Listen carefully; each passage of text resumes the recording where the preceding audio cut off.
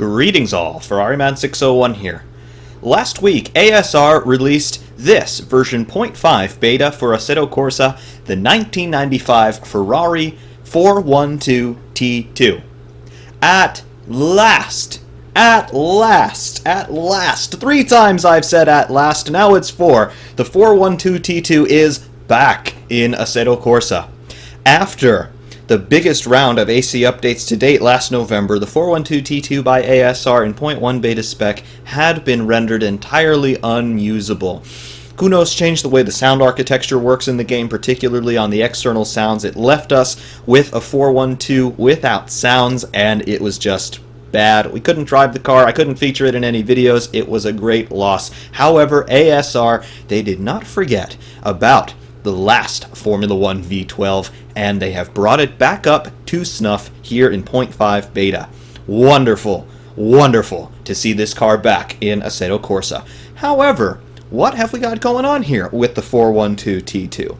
Well, first off, the 412 T2 is the 1995 Formula 1 car by Scuderia Ferrari for competition in that World Championship. It was designed by John Barnard and Gustav Brunner. Both of those designers have some history with Ferrari, particularly John Barnard. He is the guy who really masterminded the whole Coke bottle shape of the modern Formula 1 car, really tucking in that design work in terms of aerodynamics around the rear section of the car to funnel air toward the diffuser and to the rear wing. John Barnard's responsible for that. He's also responsible for the overall flowing lines that we see from the nose cone moving up to the cockpit. That is a signature John Barnard trait. Gustav Brunner, he's known for doing interesting aerodynamic things. In particular, if you remember a little bit later on in Formula 1 history, 2000 and 2001 with the Minardi team, he was responsible for the interesting 2-into-1 exhaust treatment on the back of that Minardi. No, it wasn't particularly successful, but it did create some interesting engine noises and for some pretty interesting rear-end design on that Minardi as well. However, enough about other teams. What's going on here with the 412 T2? It was raced in 1995, of course, by Ferrari. The chassis, as you would expect from this era, it is all carbon fiber, honeycomb composites, all of that good stuff. This is the mid-90s, and carbon technology really took hold by this point. Really took hold by about 10 years prior to that, but I digress. Suspension design on the car, we have got push rod and torsion bar dampers all around on this thing. Double wishbone, of course. In the back, I said it's the last Formula 1 V12, and I mean it. This is the Ferrari Type 044 3-liter V12, naturally aspirated, 75-degree bank angle on this engine. It sounds absolutely glorious. If you're a fan of some other real-world car spotting channels here on YouTube, you have seen some videos rather recently of one of these 412 T2s pounding around, and it is an absolutely otherworldly sound produced by that 3-liter V12 engine. The transmission, a 6-speed semi-automatic sequential designed in-house by Ferrari, mounted transversely there over the rear axle. That is where the T in the car's name, 412 T2, comes from a transversely mounted gearbox. Of course, the 1994 car, the 412 T or the 412 T1, also had that transverse gearbox, hence the T designation in that car's name as well.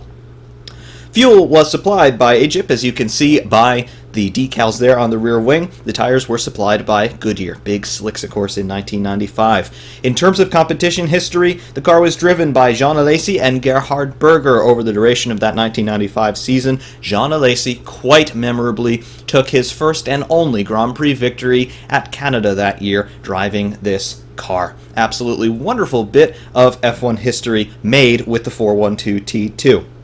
The car made its debut, of course, at the 1995 Brazilian Grand Prix, and over the course of the 17 races in that 1995 World Championship, the car entered all 17 of them. It won one of them, courtesy of Jean Alesi, scored a further 11 podium finishes, took 1 pole position, and scored 3 fastest laps.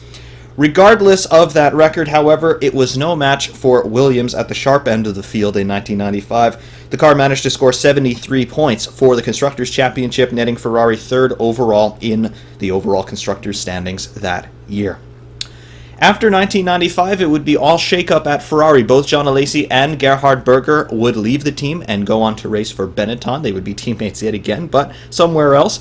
Entering Ferrari for 1996, an all-new lineup of Michael Schumacher and Eddie Irvine. So this car was really the last stand for Ferrari as the traditional team that it was, all the way from its founding and up now until 1995. It's the last V12. Of course, Ferrari is synonymous with V12 engines. It is their brand signature.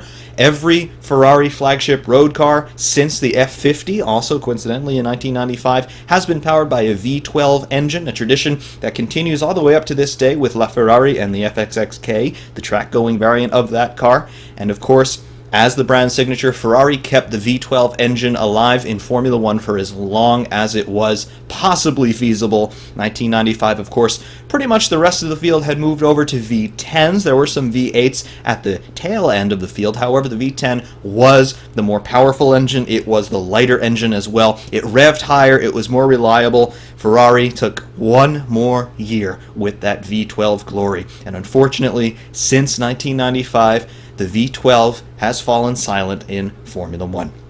However, enough of the history of the car, enough of the reminiscing about V12 engines. I so wish we had them again. But we don't have them anymore. This is the last time.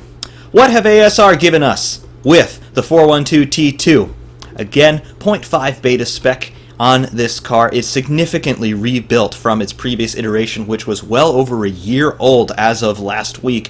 But now ASR, as they have gotten better at modeling, as they've gotten better with textures, and as they've gotten better with physics, they've given this car a much needed, much delayed facelift, it must be said. They've been working on the F2004, which is awesome, but the last V12 Ferrari, yeah, this is an important car, and they've finally given it to us. As you can see here, from the details that we can divine as the car is rotating around us here in showroom view, absolutely great. This is on par with what the F2004 currently is from ASR version 1.1. This car is right there in terms of the modeling and texture quality. Absolutely awesome detail work. The paint finish is great. All of the decals in terms of sponsorship look good. The colors, the locations, the sizes, everything looks good there.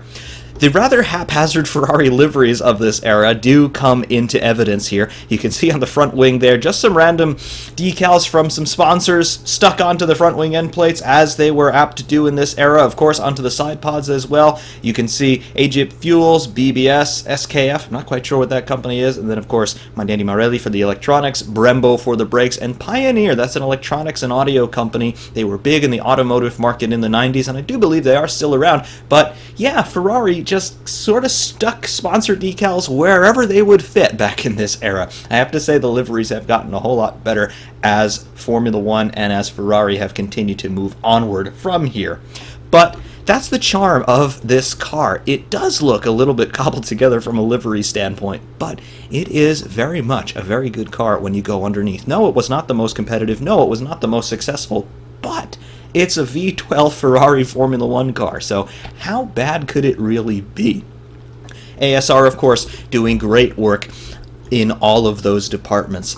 Having a look here at the side pod, you can see how chunky this car is. This does not look particularly sleek from a modern standpoint. And in 1995, it looked pretty big. It looked rather clumsy because, remember, the benchmark of the field was Williams in that year. End of 94, Williams came on strong. 95, Williams really started to come on strong and started to challenge for those world championships. Benetton, of course, winning the championship in 94 and 95 with Michael Schumacher.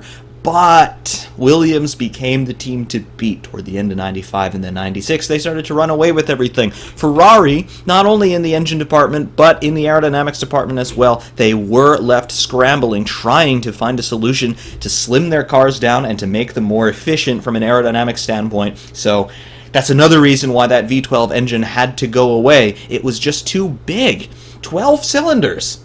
At 75 degrees, that takes up a lot of space inside the car. And the more space you take up inside the car with an engine, that's the less space you have now to funnel air around and to manipulate those fluid dynamics to try and gain downforce in the underbody as well as in that rear wing area, which is so important on a Formula One car, both in 1995 as well as today.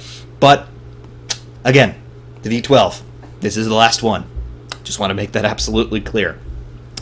Coming around here on the shadowed side of the car, you can see some wonderful detail, as always, from ASR with those reflections here, those optical as well as light reflections. They look really great. The shadows that are falling across the car, they look very crisp and sharp. I really don't see any pixelation, and all of those reflections optically, as I've said, they look absolutely glorious.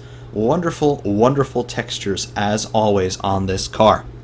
Having a look at some of the technical details across the front end, you can see here the front suspension double wishbone pushrod, as we're used to seeing now for a long time, but you can also see the barge board treatment here.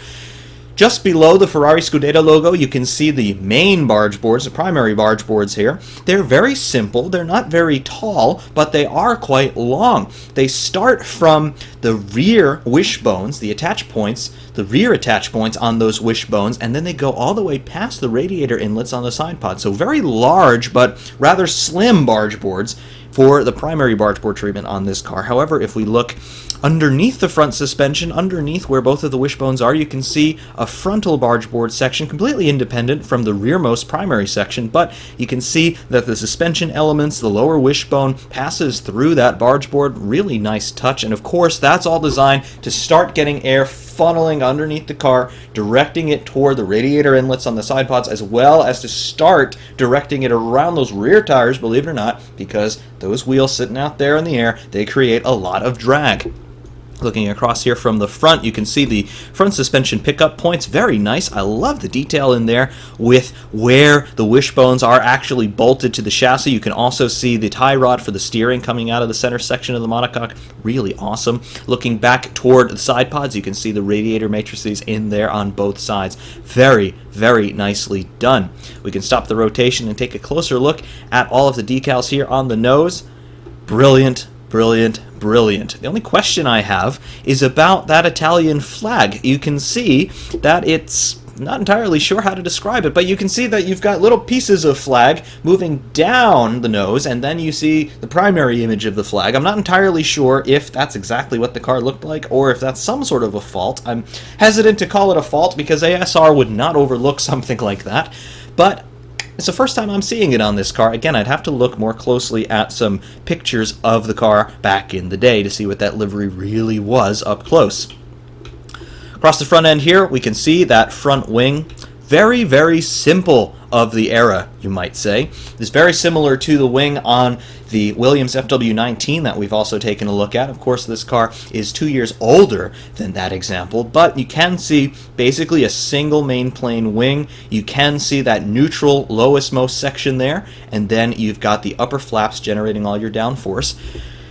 Interesting wing mounting solution on this car. Again, this is indicative that Ferrari are a little bit behind the curve in terms of development, because by this point Williams had already moved to the pylon solution, having a higher nose and then mounting that front wing as low as possible, attaching it to the nose with pylons. Ferrari still very much traditionally mounting their main planes directly to the side of the nose with a very low and, quite frankly, wide nose section on the car. That limits how much air you can get underneath. And yes, they've got a lot of engine power here, about 800 horsepower from that 3-liter V12.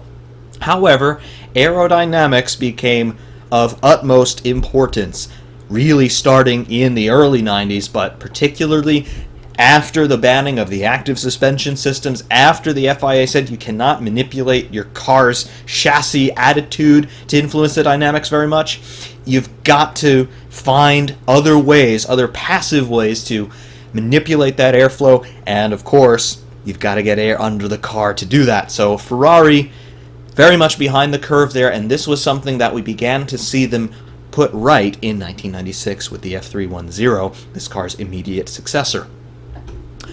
Looking midships on the car, you can just see continuing through the center section how chunky this car is. It's really, it doesn't look very sleek by even standards of the day. Yes, the Benetton was also quite chunky, and the Benetton was the car that was winning everything at this point, but a lot of these packaging concerns start to come up with that V12 engine. It's a big engine, and it requires a lot of cooling because you have 12 cylinders to cool. So again, another reason why that V12 was really behind the curve at this point. Looking midships in the cockpit area, you can see a very large cockpit opening in this era, and you can also see some details in there. Of course, we'll be going in the cockpit, but round steering wheel, very interesting to see that. Ferrari would move away from a round steering wheel beginning in 1996. The beginning of 1996, they still had effectively a round steering wheel, but toward the middle of the season, they started to move to a rectangular one, as we started to see from basically all of the other teams since then. So, yeah, this really is the last old-style Ferrari. Looking at rears here, you can see these rear tires, wonderfully detailed, of course, as we have come to expect from ASR with the chalk markings and the embossed decals on the side pods, in addition, of course, to the Goodyear Eagle branding. Moving toward the rear, though, we can see a great carbon texture on those rear wing end plates, as well as on these supplementary winglets coming off of those rear wing end plates. These are attempts at the flick-ups that we talked about on the FW19 and, of course, much later on the Renault R25 and cars after that up through 2008, where they had those big deep dish scoop sections to try and funnel air over the rear tires and cut down on drag. Ferrari trying to do the same here with these winglets in front of those rear tires, also adding a little bit of downforce with those as well.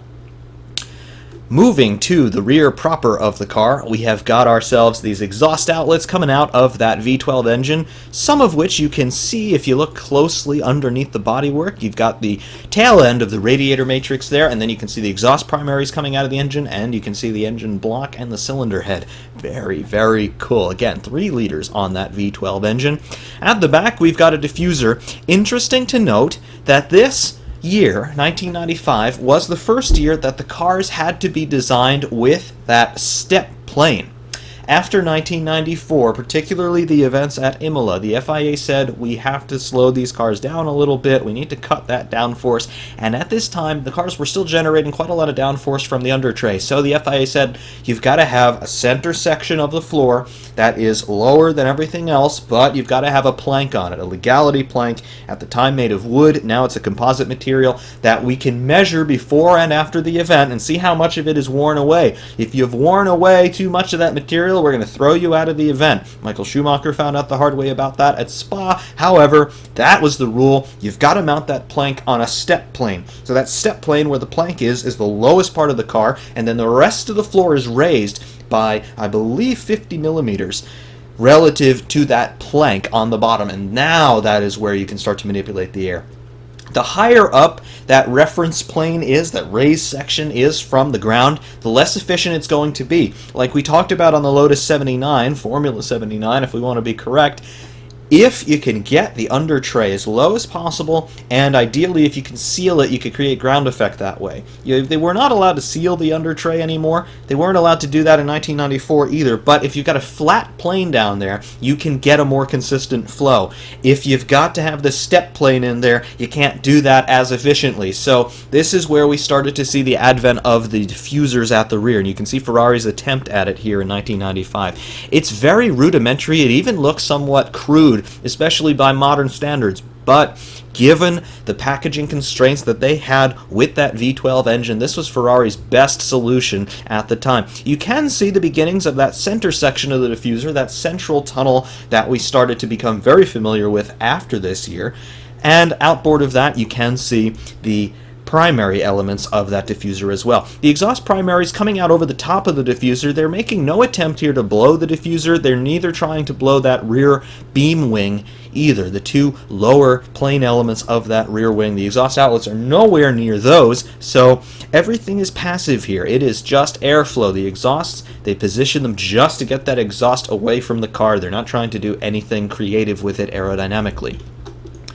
Looking here more closely at the rear end, you can see the prop shafts coming out of the back of the gearbox. You can also see the bell cranks for those dampers mounted midships coming off of those suspension push rods. Very, very cool indeed. Coming back here, another look at the cockpit. I think we should probably go into the cockpit now. What you say? Yes. Flying in.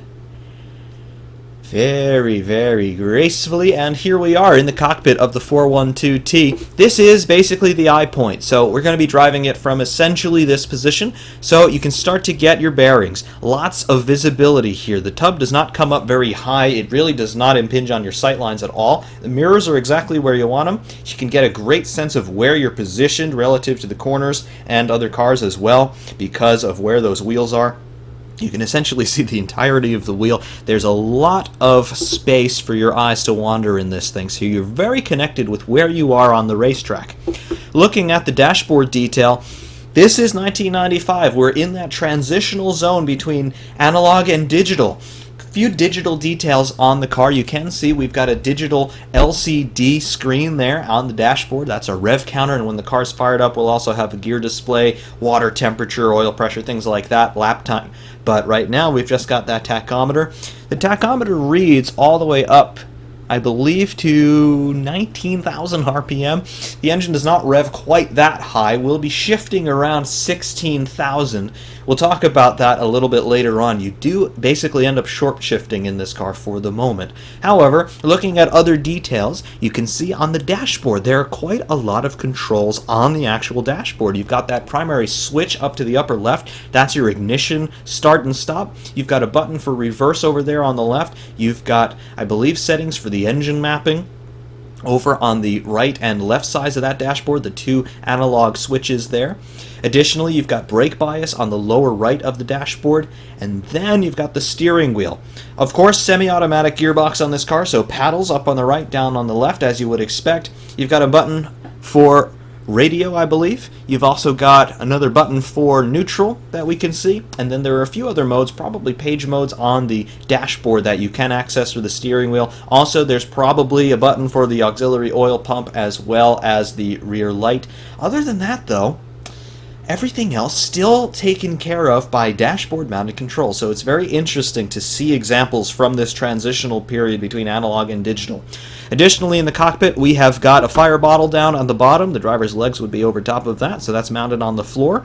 Also, you can see the Ferrari chassis plate. It's in shadow here, but that Ferrari chassis plate on the left-hand side of the bulkhead. And then additionally, you've got the cockpit padding there, traditionally there, on either side. We've got a seat and we've got seat belts. Pretty good texture work there. You can see the weave in the fabric, the stitching there. Very, very cool. That center hub where all the belts go into. Very nice touch. Looking around here, this is the back side of the chassis. This is the padding that the driver's head would rest against just to keep his helmet from bouncing against the side of the car. Emblazoned with the Ferrari Scudetto logo, of course. Looking up to the top, you can't really see it, but the snorkel is there. The padding is that big on this car. That also has to do with more cockpit protection that the FIA started to institute in this era. So they really hadn't made any advances in the actual geometries designing these things, so they just said, let's put a big block of foam back there. And that's exactly what they did. However, you will notice a big difference between this car and more modern ones. Look at the sides of the cockpit. They're very low. They're basically at the shoulder level of the drivers. Nowadays, we've got these cockpit surrounds that are effectively at the same level as the driver's eyes. So just the top of his head is above the sides of the cockpit, and some cars even have them higher than that. But here, there's no bolstering around the side of the cockpit to speak of. There's no removable headrest that we see in a modern Formula One car. It's just bare carbon there, of course painted, but that's carbon. No modern day padded, expandable compression foam made thing that we can see in the modern cars, just the side of the chassis. But very, very cool. I like this cockpit detail. It's like I said, it's a very interesting blend between analog and digital, as was the mid-90s. Just a very interesting era in history in general, Formula One notwithstanding. Leaving the cockpit here, love that sun glint effect off of the side pod there. Just, again, it adds to that sense of immersion on this car. Very, very nicely done from the exterior details anyway. The interior details and the driving details are a completely different matter. They're very, very good. And, of course, we've got to go drive this car, and we are going to do that at Imola today. So, without further ado, stand by for Imola. Welcome to Imola. Before we go out on track, of course, we're going to have a look through the setup screen and show you what's going on with ASR's Ferrari 412 T2. Here on the gear screen, you've got the entire gearbox, first through 6th gear plus final drive. You can adjust all of these to your heart's content. Just to reiterate, 6-speed unit in this car, no 7-speed gearbox quite yet for the Ferraris. Tire screen, you've got your choice of 2 compounds, the soft and hard Goodyear Eagles. Tire pressures default at 9 psi in all 4 corners. They go all the way down to 5, and they go all the way up to 25. So you can play with the tire pressures there to fine-tune the balance as well as to deal with your wear rates on longer runs. Fuel, we've got no fuel in the car to kill the engine, but the fuel capacity is 120 liters. There is refueling in this era of Formula 1, so your pit stop strategy will mostly be dictated by how much fuel you're burning down and when you burn it off. Aero screen, front and rear wings, that's all you've got to play with. Default values are 15 degrees on the front and 25 degrees on the rear. Front wing goes all the way down to 1 degree and all the way up to 20 degrees. The rear wing goes all the way down to 5 degrees and all the way up to 30 degrees. So, of course, you can play with that balance setting, front and rear aero, as much as you like. This comes down to what sort of circuit you're at. Do you want more straight line speed? Do you want more grip through the corners? And, of course, your driving style also comes into the equation. Alignment, camber and toe on all 4 corners. Default values are shown here. The dampers, the bound and rebound, fast and slow on all 4 corners. Again, all these are default values here. You can play with these to an infinite array of settings, and of course, you can fine-tune the car's dynamics this way. Drivetrain, your diff power and coast and preload here. 30% power, 55% coast, and 20 Newton meters preload are your default values. The generic screen, brake bias and brake power, 55% to the front by default. Brake power is 100% by default, and your engine limiter is defaulted at 100 out of 100. It does go down to 95 if you do want to limit that engine a little bit. This engine limiter setting may actually come into play a little bit later on in this run, and we'll talk about this, but when you run this car up through the rev range, it takes an awful long time for that shift light to come on, and I'll demonstrate this as we're going down the longer straights here at Imola, but that engine limiter, you might actually want to ratchet it down to like 98, maybe even all the way down to 95, because it takes a long time to run out the length of a gear in this car, and you do start to lose some speed when that happens, but we'll demonstrate that. The suspension screen, the anti-roll bar on the front and rear, you can see the default values, as well as your wheel rates and ride heights on all 4 corners. The advanced suspension settings here, your travel ranges, and your bump stop stiffnesses on all 4 corners. And that's about it for your setup screen. We are going to do this first run here, the first shakedown at least, on default setup, so we will reset to default. The car goes back to the default setup, the engine fires up, 55 liters of fuel in the tank. And now, into the cockpit of the 412T.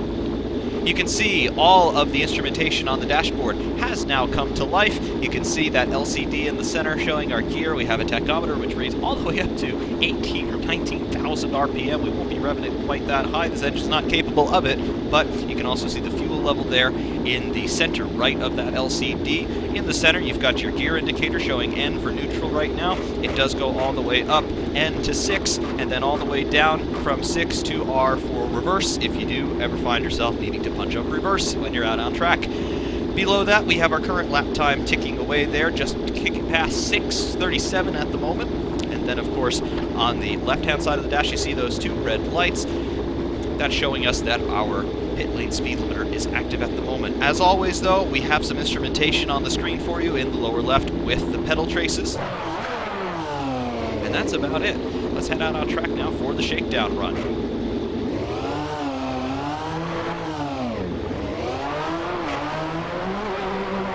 So we come up to a 50-mile-an-hour pit lane speed limit here at Imola, and now we are on the racetrack.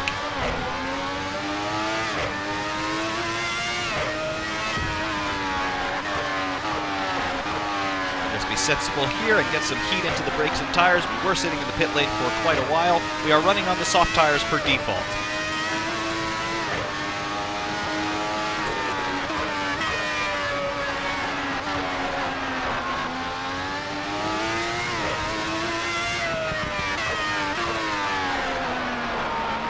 Staying out of the upper end of the rev range on the motor for the moment, just getting everything up to temperature.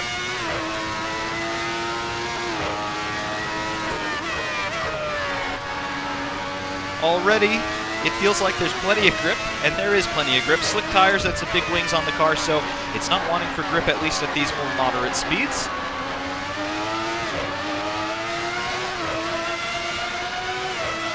Running it to about 10,000 RPM at the moment.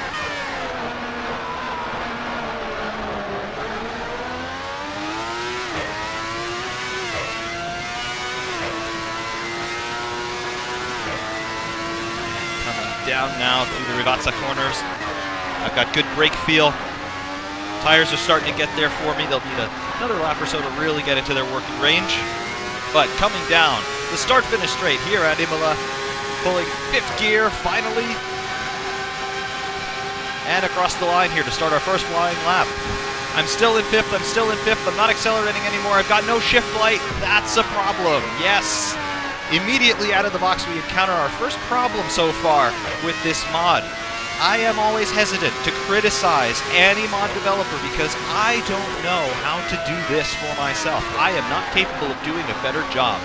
However, I will definitely say that the engine, the torque curve, is not quite right. And if the torque curve is actually right, then the way that you interface with the engine in terms of your instrumentation, the electronics in the car, it's not quite right because that shift light is very, very late.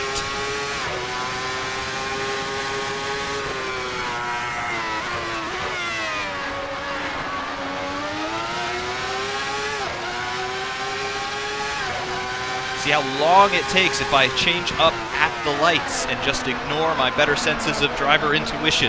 It takes a long time to get up through the gears.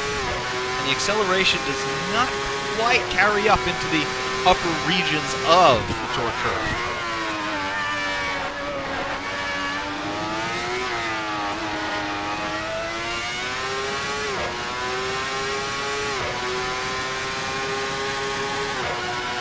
So now I let my driving intuition take over, and we start to change up a bit sooner, and the acceleration continues a bit better when you do that.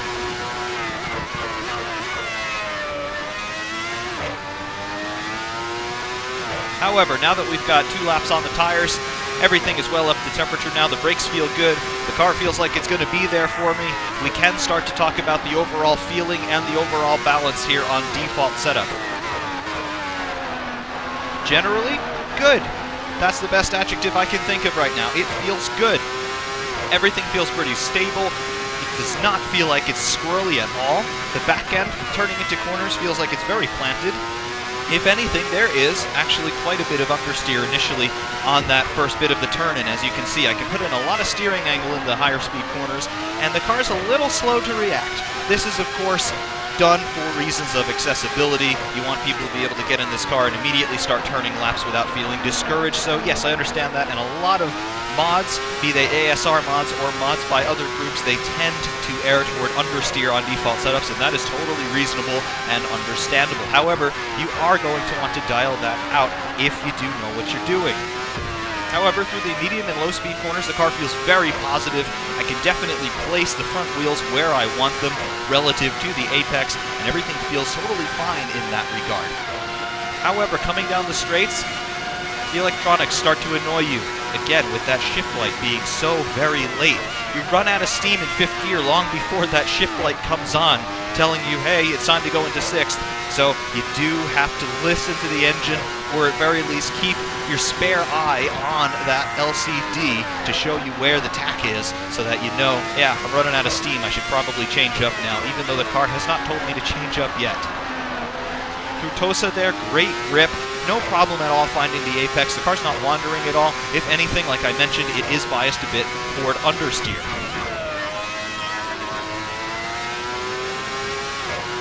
Of course, in this era, no traction control, no anti-lock brakes, none of those driver aids to help you, so it is all down to you and your understanding of the car's overall balance. However, the lack of traction control is not a problem. This Ferrari V12, yes, is pretty powerful, but it is not the most torquey thing in the world. 3-liter engine, at 75-degree bank angle that we mentioned, it does not have an awful lot of torque, and that's pretty typical of Formula One engines of this era with the V12s and V10s. Yeah, they were pretty powerful, but it was all at the top end. When it came to mid or low range torque, they effectively didn't have any. So you can really get on the throttle really early, heading toward corner exit, and you're not really in danger of spinning up those rear wheels. So it's okay from a drivability standpoint in that regard. But you do have to plan ahead a little bit, because it's not quite like driving a turbo car, but you do have a little bit of waiting time between you getting on the power and getting into that power band. In terms of force feedback, this thing feels great. It really does feel great. It's very, very positive. Everything running through my Thrustmaster TSPC Racer, it feels very convincing indeed. I have great road feel. The steering weight's a little heavy, but I tend to like that anyway, so that definitely feels very convincing. You can see we've only turned a handful of laps, so we've already burned through 15 liters of fuel. We got 40 liters remaining. We started with 55. So the thing is a little bit thirsty in the fuel department, but that's okay, because you'd expect that from a car of this vintage.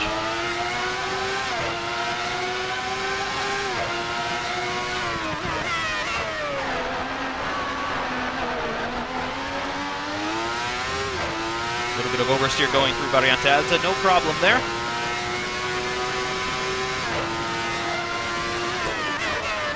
Coming down into Rivazza. We're going to take to the pit lane here and load a setup that has a little bit more driving fun in it. Not entirely sure if it's any quicker though. So into the pit lane here, you see those two red lights come back on the left side of the dashboard to tell you, hey, you're under the pit lane speed limiter, that's why you're not accelerating anymore. Not a problem there. Down into first and down into neutral.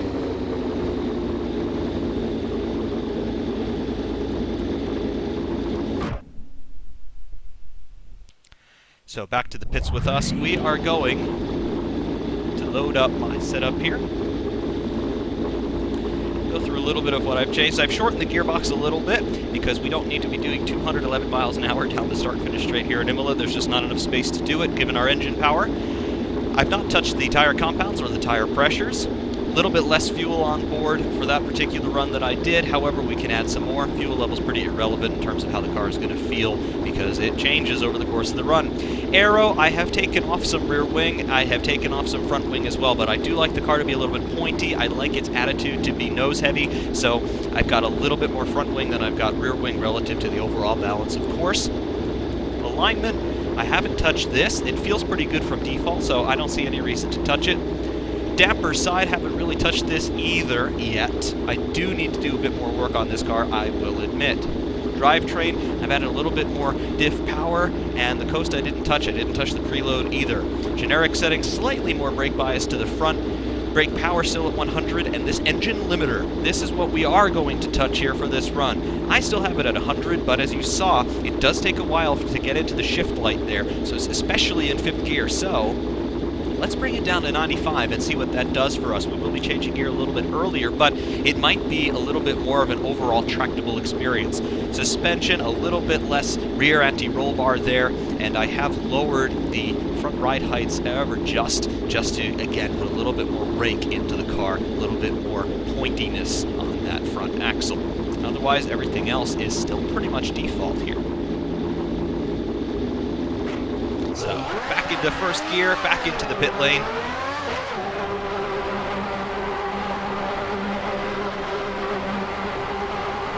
And back out onto the racetrack. That was almost very bad immediately. I've never had the back end step out like that before. Jesus. In any regard. Through the Tamburello complex. Bringing things back up to temperature now.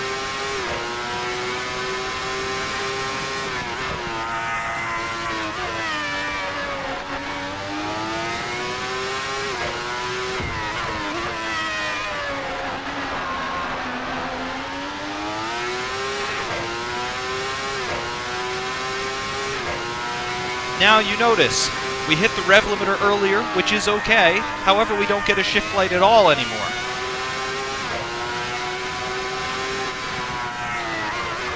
So this does mean that you get through the gears faster, and you are pretty much changing up at peak power, which is okay, I suppose. Still not ideal. But you don't get a shift light at all. That shift light is apparently geared for a specific RPM, and it does not change relative to what you do with the rev limiter. So that is something that you do have to keep in mind. That stock rev limiter setting is just a bit too high. You're out of the torque curve by that point, and it's just too late, all things considered. But when you lower that engine limiter down, we've got it at 95 right now, you don't get a shift light at all, so you do have to pay very close attention to what that engine is doing. We might actually start bouncing off the limiter right now, but our straight line speed has improved significantly. That was 192 down the start-finish straight versus 188 or so on default setup. Again, I'm running a little bit less wing. I've shortened the gearbox so we get into that torque curve a little bit sooner in all gears. But with lowering that engine limiter, the car becomes a whole lot more drivable.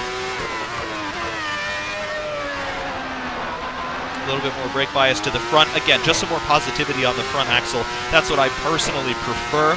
Your tastes may vary.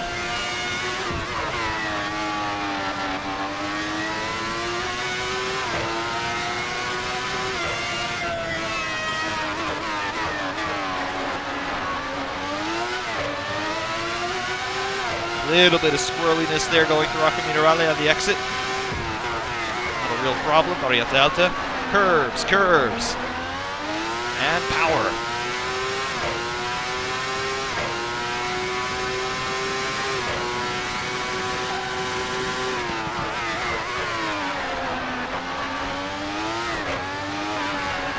Third gear now for the second Rivazza. Over the exit curves as hard as you like, not a problem. Just try not to turn the car into a surfboard if you go too far over the curves. And already in sixth gear, coming down the start-finish straight, really in the power band now. There's 192 miles an hour. On the brakes, down from sixth to second. Almost a lock up there on the left front. Just try to control it as best you can. Hard on the exit of Tamburello. No problems. Pop sixth gear, slightly early. And then 4, 3, 2. The Villeneuve chicane, hard over the exit curbs, pick up a little bit of grass if you want. Tosa on the power, little bit of a power slide, just control that sliding action.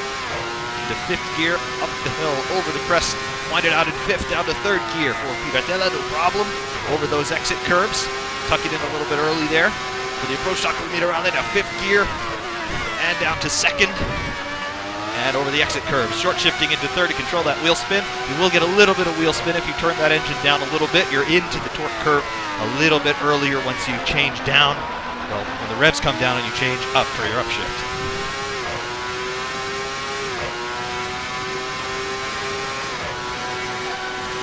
Down the backside of the circuit into the first Rivazza corner. Clip that apex nicely, use the exit curbs. Now second gear for the second Rivazza. Into the torque curve immediately there on the exit, no problem. That second Rivazza in this car is truly a second or third gear corner. It doesn't really seem to mind either way. Depends on how much wheel spin you want on the exit.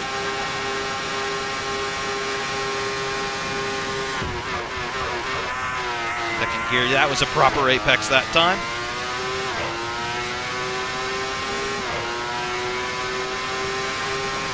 Sixth gear, downshift into fifth, a little bit of understeer initially. Overwhelming the tire slightly with braking and turning. Second gear for Tosa. On the apex, there's the apex. Try to get on the power. The back end is a little bit squirrely, just be aware of that. Fourth gear. A little precarious. Very, very nice. With my current setup, I think it really has to do with the wings here. The car is apt to do just a little bit of neutral sliding on the approach into those high-speed corners. That's quite all right with me. I like that sort of dynamic, but you do have to be on top of it.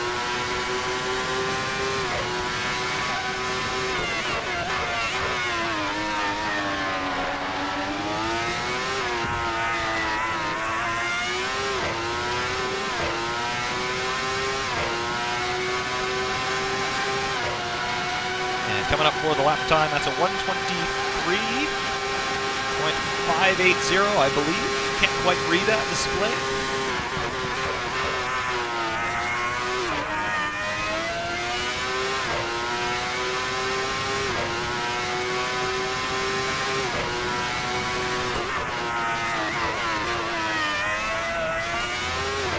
little bit too heavy on the brakes there. Compromised my exit from the Wilderness chicane. Not a real problem.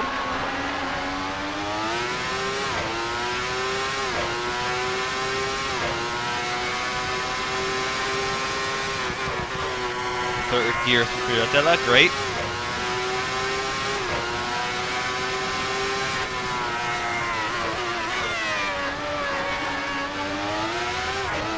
Shift a little bit, being more progressive on the throttle because it does get nervous. On the brakes, I think the brakes are probably the best thing on this car so far. They feel very solid. They are not quite apt to lock very easily. The rear end does not get squirrely, at least when you've got your brake bias set correctly. Very positive feedback, lots of confidence to jump on those brakes at the end of a long straight, and you know they're going to be there for you. Great performance there. Second thing I like the best about this car is the force feedback. It feels very, very convincing. I tend to like a heavier force feedback setting anyway, so I'm running my settings rather high. That's what's accounting for some of the clipping through the high-speed corners, but the feeling is really, really good. I really do like it. I braked myself slightly, got away with it. Yes.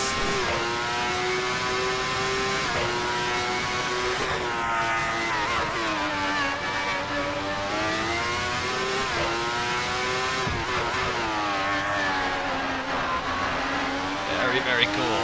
Alright. So we talked about how the car generally feels, and it generally feels pretty good. Now, what are my complaints about it? Because I do have a few complaints about it. Number one, you know about that rev limiter complaint. That shift light just comes on way too late. I don't know if it's a problem with the torque curve on the engine, or if it's just a problem with where they have mapped that shift light, but it comes on way too late in most gears. Especially fifth gear, when you're still accelerating there, and it hasn't come on, the torque curve starts to drop off in the really high end of the rev range, and you still don't have a shift light. That's, you know, that's just not fun. I don't like that very much. Of course, if you are paying attention to what the car is doing, you know that you're going to shift up sooner. However, you should have a light. Every other ASR car has a properly timed shift light. I don't know why this one doesn't yet. This car, as I mentioned, it's been dormant for a long time. It's only recently been resurrected. However, it still needs a little bit more work, and it certainly from an exterior standpoint and from an overall physics standpoint, it is on par with everything else that ASR has given us, but there are just a few more little details that they do need to iron out. That's one of them. The other detail, and it's not really a little detail, it's a big detail that needs to be ironed out, is the external sounds on this car. Those external sounds are, quite frankly, disappointing. They're very disappointing. Here's why. This is the Last V12 Formula 1 car, and if you've seen videos of this car in real life pounding around circuits somewhat recently, you will know that it sounds like something from an entirely different universe when it comes flying by the camera stand. It's just otherworldly. It sounds like the most terrifying, satanic thing that you will ever hear.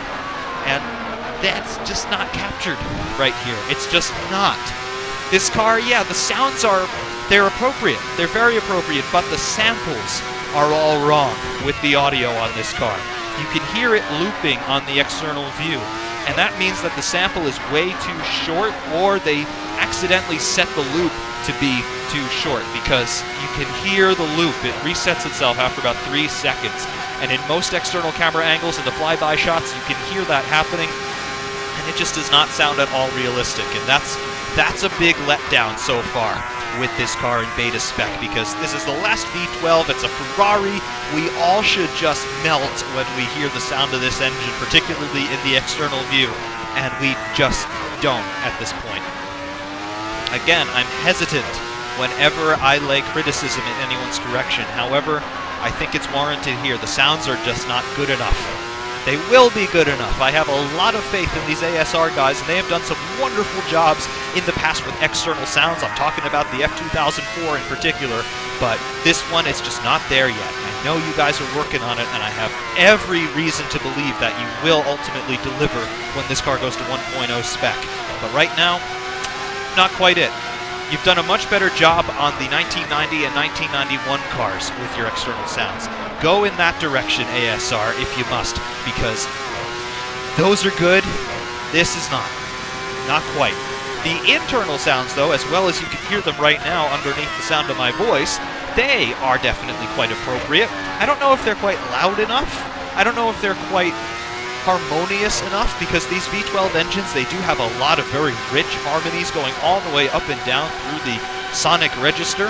However, it does sound appropriate, and when you look at onboards from 1995, you do hear a sound that is quite similar to what we're hearing right now. And of course, later on in the video with the hot laps, you'll hear that sound from the onboard angles without commentary, and you'll be able to hear that a whole lot more cleanly. But the internal sounds, they sound very appropriate indeed. It's those external sounds that are just quite a ways off at the moment.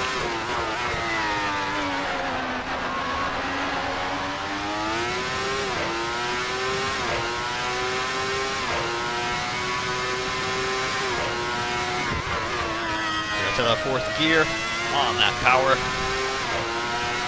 I will say, though, the car is a very rewarding driving experience.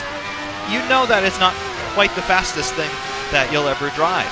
I almost feel like the 1996 car is faster. Again, the F310, also done by ASR, they did a fantastic job on that car as well. I feel like the 1996 car is faster, even though it's got the smaller engine, but the aero is a lot better on that car. So pretty sure that's probably a video that's going to have to be done as well.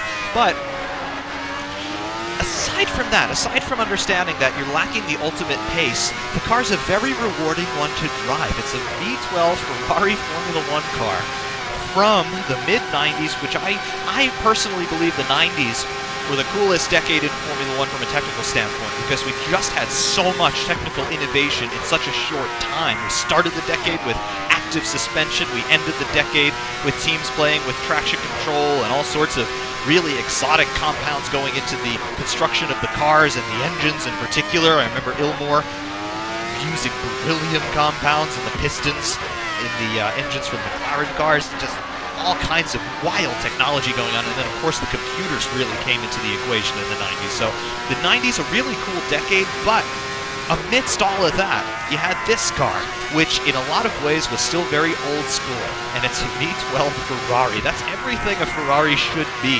I mentioned in Showroom View that Ferrari have made their flagship road cars V12 powered since 1995, coincidentally enough, with the F50. Their last V12 Formula 1 car also was out in 1995. I don't really think that's a coincidence. And it is, again, a Ferrari signature, a glorious V12 engine. So this is, in my opinion, the ultimate Ferrari in terms of a spiritual car. No, it was not the fastest. No, it did not win the championship. Yes, it only won a single race, but it's top-level motorsport, it's got a Ferrari badge, and it's got a V12. So, yes, this is, I think, if you are talking about the standpoint of an impassioned Ferrari supporter, it's a V12 Formula 1 car, and it's the last one they ever made. This, in theory, should be the ultimate Ferrari, even if it's not the best Formula 1 car they ever made.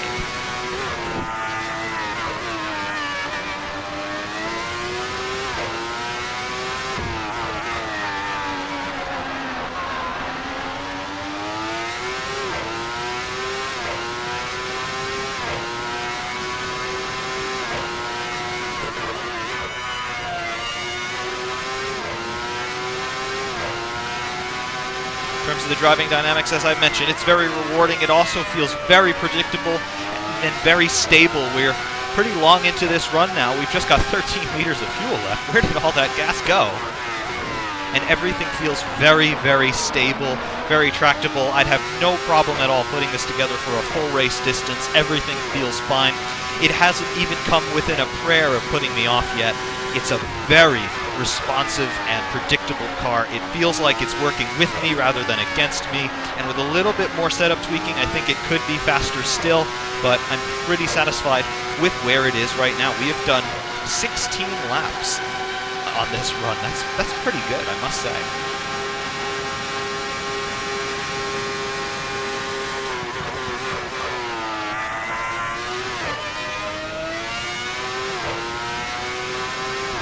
$11 liters of fuel left. We left the pits with 50. This thing really burns through gas. It really does. Outbrake myself a little bit, but even with that, you can still see you can recover it. Very nice. Very, very nice indeed. tires feel great. They don't feel like they're blistering. They feel like they're just wearing very, very nicely. And there's our fuel warning in the upper left of the screen.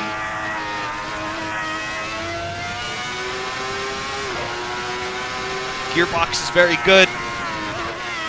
Plugs the gears in right when you want them. There's a considerable gap on the upshifts and downshifts, such as the technology of the era, but very nice all the way around. It's exactly what you expect from a mid-90s gearbox. Yes, semi-automatic, no need to lift, no need to blip on the upshift or downshift, but, you know, it just lets you know that it's 20-some-odd years old.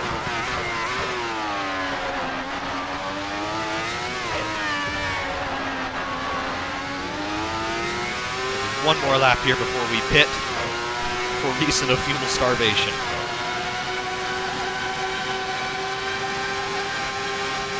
Our times are pretty consistent here. We're within 0.6 of the last time I looked at the clock anyway. I don't know what our other lap times have been. I haven't been looking at the clock. It's okay. And I think that's probably the best thing about this car. Yes, I have criticized the sounds. Yes, I have criticized the instrumentation in the cockpit. Speaking of, the onboard fuel light has just turned on.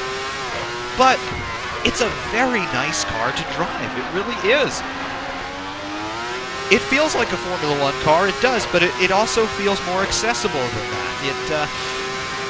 In many regards, it feels more accessible than a Formula 3 car sometimes does, because they can be rather nervous and things, even though they're a lot slower and a whole lot less powerful. This car just wants to give you a good time, and it certainly is more than capable of doing so. For that reason, even though there certainly is more work to be done on this car, and ASR certainly know that, that's why they haven't called it 1.0, it's definitely a very good effort, and if you do want to support ASR with a very small nominal donation for access to the beta, it's certainly worth it. Just to pound around a circuit and do some laps, even if you don't want to race it, even if you don't want to make any videos with it, definitely this is a car that you need for sure, and it's only going to get better, as ASR have shown us time and time again with their other releases. They are capable of putting together a complete and very well put together package, and certainly that's what this car is going to be in the end.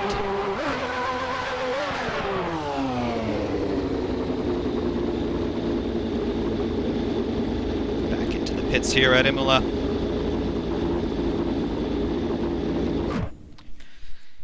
We will switch it off. In any regard, that is ASR's Ferrari 412T2 from the 1995 Formula One season. It is not quite finished yet, as I have mentioned several times throughout the duration of this video, but what we currently have is very good. It's a very, very good benchmark. Considering that the car was basically undrivable for nearly the last year, this is definitely an improvement over what we had just a couple of weeks ago. However, there is, of course, still work to be done. The car is unfinished, as ASR admit, by labeling it 0.5 instead of 1.0. So there is more to come from this. The sounds, particularly the exterior sounds, they do need some work. ASR know about this. The loop on those external sounds, as you will surely hear from the hot laps to come, it is too short. You can hear where the sound resets itself, and it just does not at all sound convincing. But it is a recording of the 1995 V12 engine, and certainly that is appropriate. It's the only solution for this car. They just need to either find a better sample or to try and work with what they've got to extend it a bit, because you can hear that loop effect. Regardless, this car is a good driving experience, as I just demonstrated. It did not come within a prayer of shooting me off, except right at the beginning of the second run when I unexpectedly got some wheel spin on cold tires. I should have known better, but it's very drivable, it's very tractable, it is unbelievably predictable, and it's unbelievably planted. Even when you start to play with the setup a little bit and you start to take some wing off of the rear and put some wing on the front to make it more pointy, that's where this car is happy. And it certainly does lend itself to being a bit of foreshadowing for what was to come for Ferrari. The end of 1995, Gerhard Berger and Jean Alesi would leave the team, and in would come Eddie Irvine and Michael Schumacher. And Michael Schumacher loved him a very pointy car indeed. So perhaps not quite surprising to see that the 95 Ferrari also likes to be pointy, because that is certainly an element of Michael Schumacher's driving style that really was developed during his time at Ferrari, with whom he won those 5 world championships. And that all began in 1996 when he came to the team and started to rebuild them from basically the ashes that Ferrari were in the early part of the 1990s. However, the last V12 Formula One car, the Ferrari 412 T2 by ASR, currently in 0.5 beta spec, this is worth your time 100%. It's still a little bit rough in some of the finer details. However, as you can see from this modeling work as well as what we saw in showroom view, this thing is already 100% prepped and ready to go in terms of a presentation. So absolutely wonderful job once again by ASR. You've just got some small but somewhat important details like those sounds to take care of before this thing is ready for 1.0. But I am fully confident that those guys over there, they've given us great things in the past, and fully confident that they will be able to bring us something that is truly resplendent and respectable once again.